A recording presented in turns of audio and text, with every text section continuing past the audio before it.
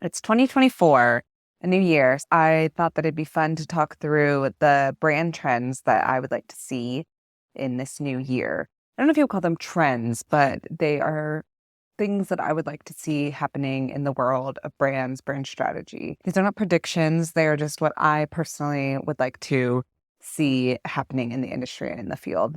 So let's get into it. In 2024, I would like to see content with a personal touch. For a long time, I feel like we were talking a lot about founders, whether it's Steve Jobs, Audrey Gelman up the wing.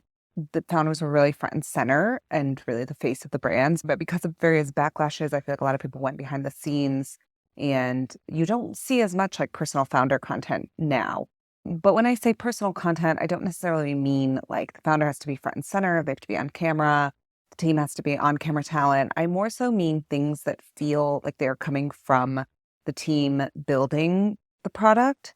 And I think that it should feel like it's content that is right for them. I hear from a lot of people, I have no interest in doing short form video, or I hate LinkedIn. I think that teams should ask themselves, like, does someone have a writing background? Do they love writing? If so, can a newsletter format be a good channel? A great example of this is Sari Azut's Sublime newsletter. The platform is Sublime, and she runs this amazing newsletter on Substack that's basically sharing like a lot of her thoughts and things she's thinking through as a founder building a product and trying to build something a bit differently. I feel like she shows up so differently in that newsletter versus a typical brand newsletter. And through that, I feel like they've been able to build a bigger audience and waitlist for the product. Another good example is Duolingo. I have my thoughts on Duolingo as a product. I don't think it works, but one of the reasons they've done so well with marketing on social media is that their team has been there in the content, whether it's as the mascot or showcasing other team members in the office. I would like to see more brands asking, how can we feature our team, our founder, and show up as ourselves, show up in ways that represent what we're trying to build here and add a more personal touch, because people really always do connect with people. And I want to stress, I think that people should pick the platform that feels most energizing for their team, where they can really run with it and have fun, and it can be creatively fulfilling at the same time as meeting business goals. So if one company, TikTok and Reels works well for them, it doesn't necessarily need to be what works well for someone else. As I mentioned in the case of Sublime, that's a Substack newsletter. And other people, it might be LinkedIn posts. In 2024, I would like to see brands getting weirder and having more conviction. I think that they are two different things, but related. I have this theory that we are in a phase of too much feedback in the world.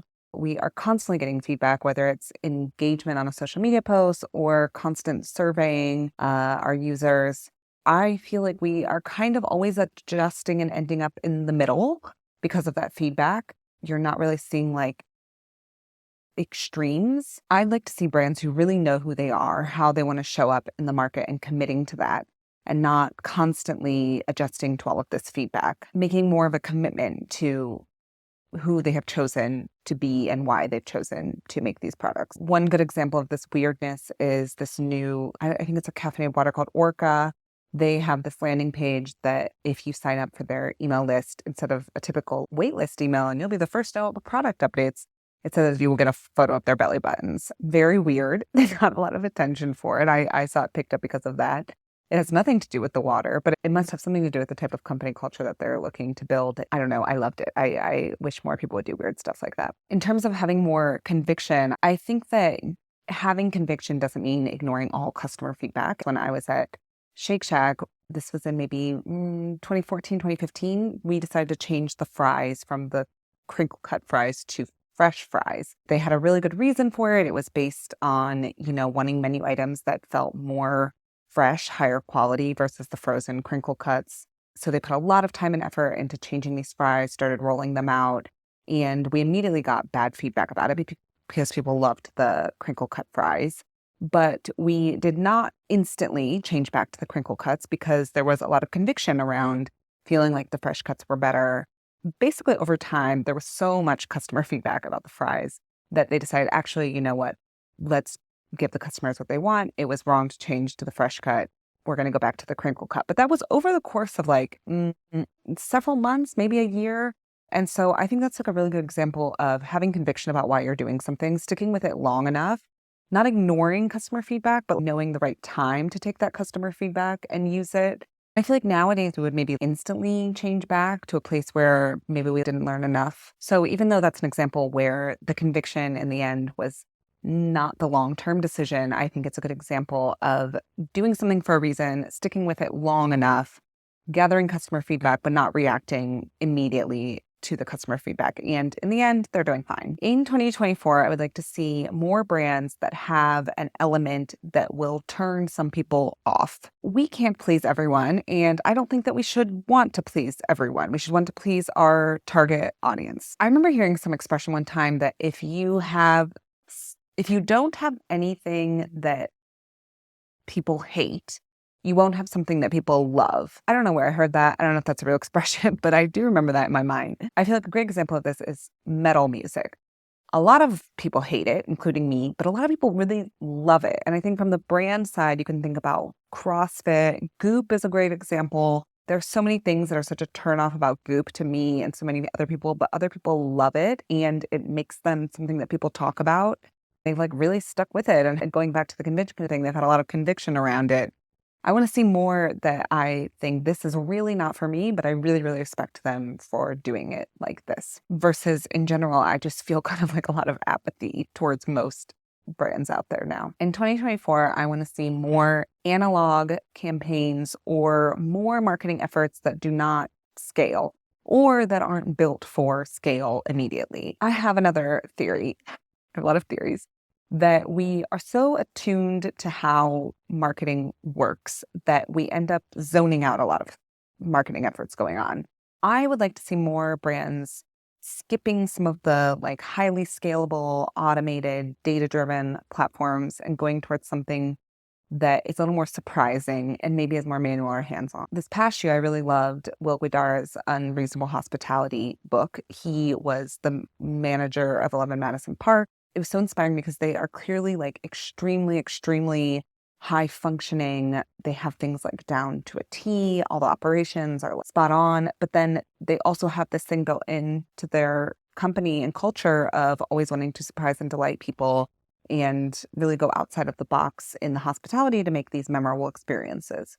That's just one restaurant, but I think at scale, if you look at a company like Spotify, I think they've done a good job of this. Some of the features like the Made for You playlists, the ad campaigns that you see where they pull out individual funny playlists, even the Spotify Wrapped campaign, all of those are ways that they make you feel seen individually. And it's all based on like data at scale, but it still surprises and delights you. So one idea with this is, ask yourself, instead of a digital newsletter, could we send a physical one in the mail? Yes, that has certain costs that are more associated with it. Maybe certain time, you'd have to get mailing addresses. There's a lot of things that are a lot more difficult to figure out than just getting an email address. But you would instantly stand out from the crowd. People would interact with you in a different way. We just went through the holiday season. Why do people still send physical Christmas cards when this day and age you could send an email or a text to someone? It's because of that feeling you get when you open it and that connection with other people. Something that all of these have in common is that in 2024, I would like to see when others are zigging, you are zagging. I think it's an easier way to stand out from the crowd, show up more unique, more yourself. I've been thinking about this a lot lately when I'm watching ads on YouTube, on TV, on Instagram. All the ads now look like UGC. And one of the reasons for that is that in the beginning, having UGC as an ad stood out from other ads that looked like more polished ads because it looked like more organic content. We had learned to tune out the more polished ads. So then the more UGC organic looking ads started to stand out and we paid more attention to them because it blended in with the organic content. So I have another theory that pretty soon we're going to see the opposite, which is brands doing more cinematic or creative content that will stand out from all this UGC content, which is starting to look like noise. I feel like with trends, you can always see, like, if everyone is doing one thing, if you do the other, even if it's the old way of doing things, you are going to stand out. Or maybe you can find a new way that no one has done yet. The problem is people don't want to take risks on doing this because it is not proven by someone else and it is a little bit riskier. In 2024, I want to see more products that we actually need and clearly expressed differentiated value about why we need them. There's so many things out there that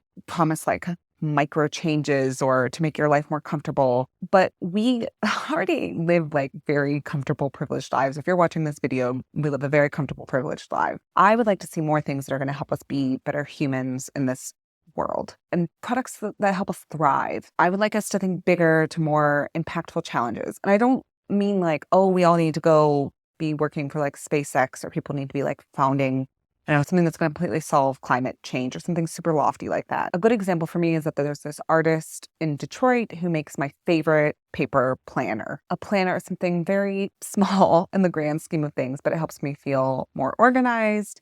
It's paper and analog, so I get to have less screen time. It helps me thrive a little bit in my day-to-day by helping me feel like I can tackle what I want to accomplish and to better organize my independent career in life because I am my own manager. That's a very small scale example, but it does make me a better human and helps me thrive. I want to see more products that we actually need and not just products with small variations that kind of feel like we're just putting more stuff into the world and contributing to all this consumerism. In 2024, I want to see as much investment in verbal identity as there is in visual identity. Brand is not just a logo, as I talked about in my branding as resonance video. In that video, I talk about how having a brand means you resonate with your customer. You can do this through how you talk to your customer, your personality, the words that you're choosing to use to describe the product, its features, its value, and what problem it's solving. And a lot of times finding the right words and knowing how to write as a brand is like one of the biggest challenges for a team. But we often tend to stop at the visual side of branding, the logo, the colors, the font. I want to shout out Carissa Justice, who runs the Subtext, which is a site that features and highlights a lot of the work done by brand strategists and copywriters and is trying to put more of a spotlight on this area of the work. And in 2024, finally, just more investment in brand in general. I'm not here to convince anyone that brand is important because that's too big of a challenge for just me. But in the last few years, I feel like it's taken a lot of backseat to data-led growth, performance marketing, and a lot of product-led growth as well. I recently heard someone say that you can reach your goals in life by being negative and really hard on yourself, but it'll be a whole lot harder than if you're thinking positively and really rooting for yourself and having confidence. What does this have to do with brand? I believe that you can build a company without investing all that much in brand, but I think it'll be a lot harder and a lot harder to last longer and be sustainable without investing in brand and building a beloved brand. What does that mean? It means not lumping all brand strategy work under a social media manager or junior copywriter role, but actually investing in that strategic portion of the work before getting into execution. So those are the things I would like to see happening in the brand business marketing world in 2024. Those are not predictions based on anything rather than what I would like to see. I would love to know what you think. Do you agree with this? Would you like to see other things happening? Hopefully it'll be a good year for brands and brand strategy.